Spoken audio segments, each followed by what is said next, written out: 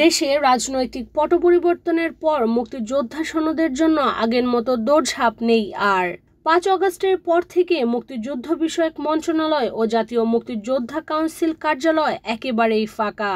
অথচ ৩ মাস আগেই এই দুই দপ্তরে ভিড়ের জন্য হাঁটা যেত না। মুক্তিযোদ্ধা তালিকাভুক্ত হয়ে সনদ পাওয়ার জন্য প্রতিদিন আসতেন অসংখ্য মানুষ। সেই সাথে সনদ সংশোধন, ভাতা সংক্রান্ত সমস্যা সহ নানা তদবিরে দূর দূরান্ত থেকে মন্ত্রণালয় ও জামুকায় আসতেন মুক্তিযোদ্ধা কিংবা তাদের পরিবারের সদস্যরা। ইডেন বে কক্সবাজার সমুদ্র সৈকতের উপর নিজেদের একটি ঠিকানা।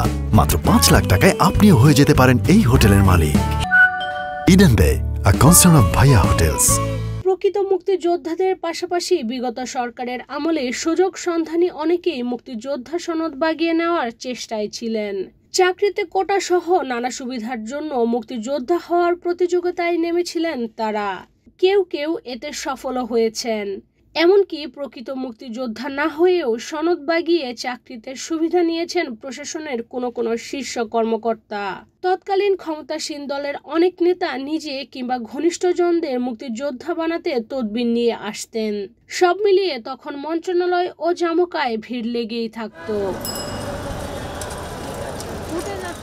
আওয়ামী লীগ সরকার পতনের পর যেন বদলে গেছে দুই কার্যালয়ের চেহারা। জামুকা ও মুক্তিযুদ্ধ বিষয়ক মন্ত্রণালয় এখন অনেকটাই শুনশান। কাকরাইলের জামুকা কার্যালয় এবং সচিবালয়ের পাশে মুক্তিযুদ্ধ বিষয়ক মন্ত্রণালয়ে সরেজমিন ঘুরে কোনো ভিড় চোখে পড়েনি।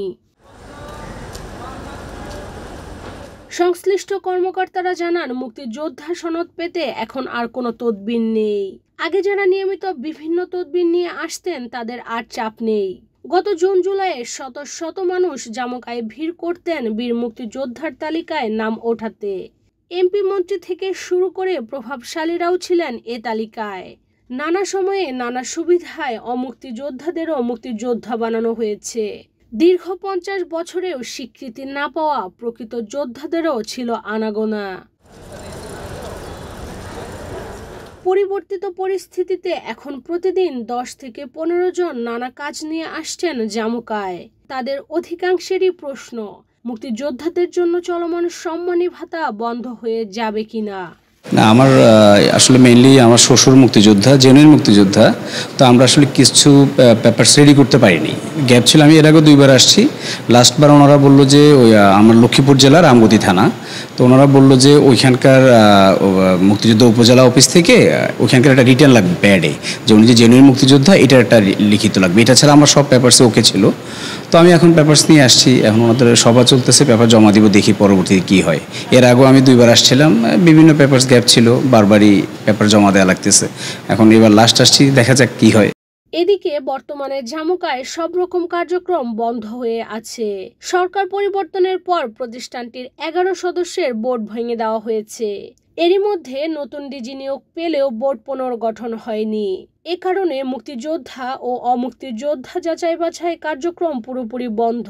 এই কার্যালয়ে তাই আবেদন নিবেদন নিয়ে আসা মানুষের ভিড়ও নেই। মুক্তিযুদ্ধ বিষয়ক মন্ত্রণালয়েও দেখা গেছে একই চিত্র। প্রশাসনিক কার্যক্রম চললেও করিডোরে আগের মতো ভিড় চোখে পড়ে না। সেখানকার চেয়ারগুলোও প্রতিনিয়ত ফাঁকা পড়ে থাকে।